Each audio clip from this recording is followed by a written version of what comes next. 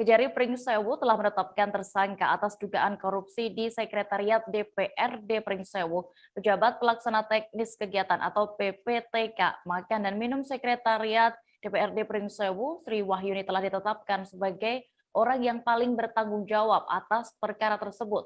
Untuk mengetahui lebih detailnya, sudah bergabung bersama kami rekan wartawan dari Tribun Lampung, Robertus Didik Budiawan yang akan menyampaikan laporan.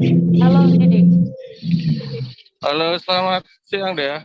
Ya, Didik, bisa Anda informasikan terlebih dahulu detail atau kronologi kasus korupsi belanja makan dan minum di Sekretariat DPRD Pringsewu ini? Oke, terima kasih. Ya. Kejari Pringsewu sejak April 2021 melakukan penyelidikan terhadap anggaran kegiatan DPRD Pringsewu tahun anggaran 2019 dan 2020 ya, di mana nilai pagu anggaran waktu itu sebesar 50 miliar rupiah. Rincinya tahun anggaran 2019 sebanyak 28 miliar dan pada tahun 2020 sebanyak 27 miliar. Penyidikan itu berdasar surat penyidikan Kepala Kejaksaan Negeri Pringsewu Ade Indrawan pada 8 April 2021 lalu. Dalam penyidikan tersebut, Pitsus Kejari Pringsewu telah melakukan pemeriksaan beberapa saksi, diantaranya pejabat di Sekretariat DPRD Pringsewu dan sejumlah anggota DPRD baik dari pimpinan maupun anggota. Dan pada 1 Oktober 2021 kemarin ya, penyidik Kejari Pringsewu telah menetapkan satu orang tersangka yang dianggap paling bertanggung jawab atas dugaan korupsi tersebut, yaitu seorang pejabat pelaksana teknis kegiatan berinisial Saudari SRW atau Sri Wahyuni. Itu dia. Ya, lalu apa modus tersangka dalam kasus ini, Didik? Lalu saat ini apakah tersangka sudah ditahan atau bagaimana? Iya, Dea. Dalam perbuatan tersebut, penyidik Kejari Pringsewu telah menetapkan kerugian negara sebesar 311 juta. Namun kerugian negara ini hanya pada satu kegiatan di Sekretariat DPRD Pringsewu berupa makan dan minum, alat kelengkapan DPRD dan kegiatan paripurna DPRD Pringsewu yang nilainya sebanyak 1 miliar.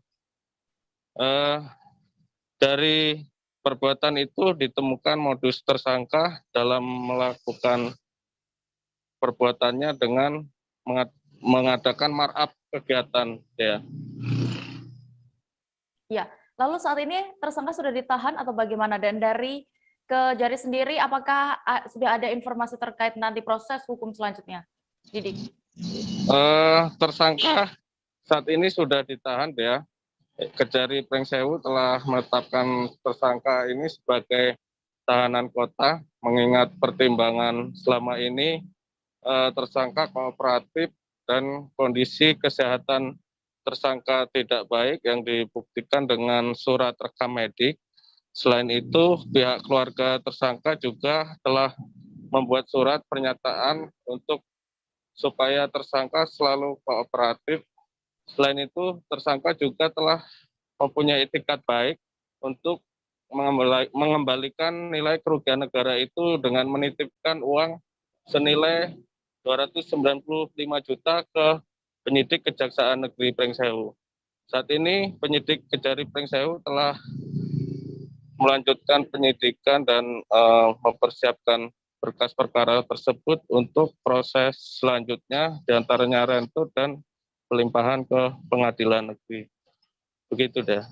Baik, Tribuners, tadi rekan Didik juga sudah mewawancarai Kasih Intel Kejari Pringsewu, Median Suwardi. Berikut keterangan lengkapnya. Ya, jadi sebagaimana tadi disampaikan rekan-rekan bahwa penyidik bekerja untuk menemukan dua alat bukti. Memang pernah disampaikan di awal-awal pada saat perkara ini naik ke penyidikan. Pagu total anggaran memang yang disampaikan 55 miliar kurang lebih. Namun ini juga pesan saya buat rekan-rekan jurnalis sebagai bentuk edukasi terhadap masyarakat di luar Artinya tetap produk-produk jurnalis itu memiliki nilai edukasi yang baik. Jangan sampai di luar muncul spekulasi, kesalahpahaman masyarakat dalam membaca.